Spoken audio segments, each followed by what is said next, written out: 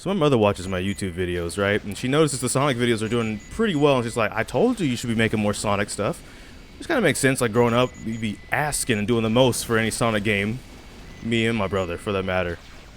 So, in the comment section down below, what is your favorite Sonic game? And I ask this because most likely, there's a high % chance the antagonist of that game was Dr. Eggman. See, today Sega put out a video on the Sonic YouTube channel, and it was Shadow 101, a brief history of Shadow the Hedgehog. And it was so much better than the history video I made about Shadow, matter of fact, and so much shorter. But the thing that caught my attention, my reaction if you will, was to specifically the Maria bit. Because Eggman acknowledged what happened on the Ark, the tragedy of it, and such like that.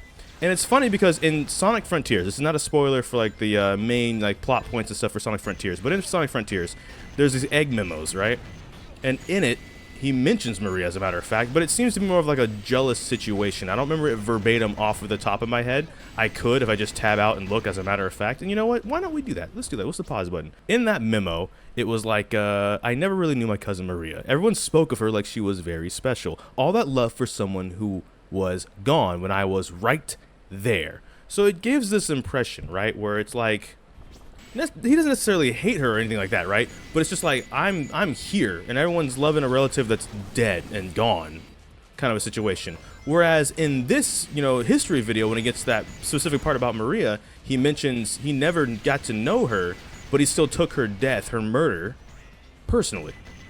And so it was interesting because on one hand, it made it seem like he was kind of jealous of her in Frontiers, but now it's like a different tone. And both can be fine, right? He's pretty conflict egg, if you will.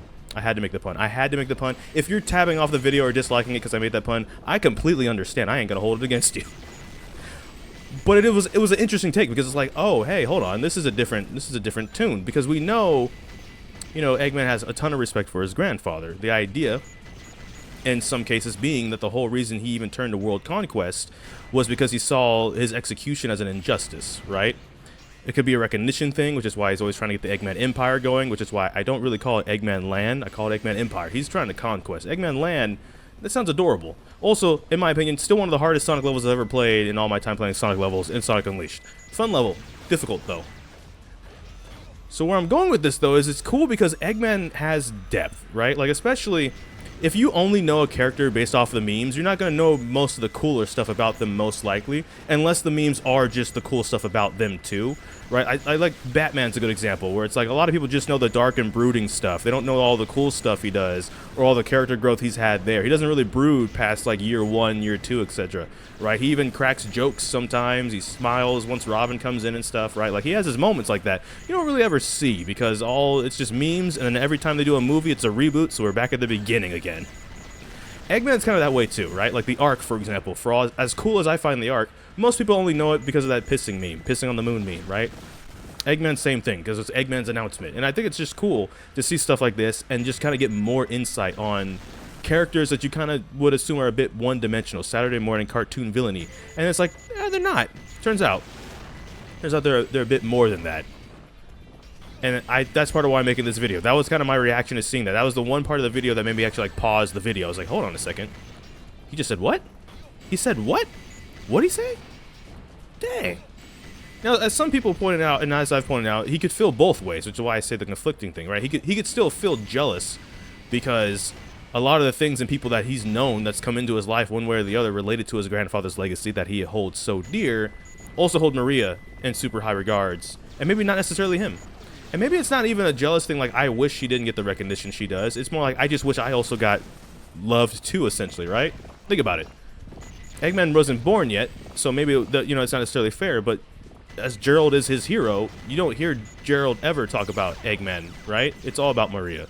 Shadow tricked Eggman in Sonic Adventure 2 for Maria, or at least so he thought the promise was, revenge. And then as soon as he found out that the promise he remembered was a bit wrong, and remembered the actual promise, what'd he do? Immediately try and stop Armageddon for Maria, right? Like, Eggman's usually not in that conversation for a lot of things he knows and people he respects and stuff like that. So I thought that was it's just cool to kind of see stuff like that get fleshed out in things that we already know, right? Like, this isn't a whole new era. I'm playing Sonic Adventure 2 right now, right? This game is from 2001, 23 years ago, and we're still getting like new dynamics, I guess, from this era and then Shadow's past and stuff like that too. Now, I'm biased. Shadow is one of my favorite characters. The boy, of course, is Knuckles, but Shadow's far up there. I loved his game. I don't care. I did all 326 endings, 27 if you count last way, so, you know, I might not be the guy to come to for criticism on the franchise to begin with. But I'm going to end the video. This video is going to be a little bit shorter. Thank you so much for watching, but also in the comments down below, what do you think of Eggman? Especially if you actually know more than the memes. And if you don't know more than the memes, I'm kind of curious where you're at. Where's your knowledge of Eggman? Because even something like Bowser, right? Even Bowser, like using Mario's example, has more to him than meets the eye. He's the villain. He steals Princess Peach. He also tries to be a good father by Bowser Jr., right? Cover his eyes when stuff shows up that's not supposed to show up.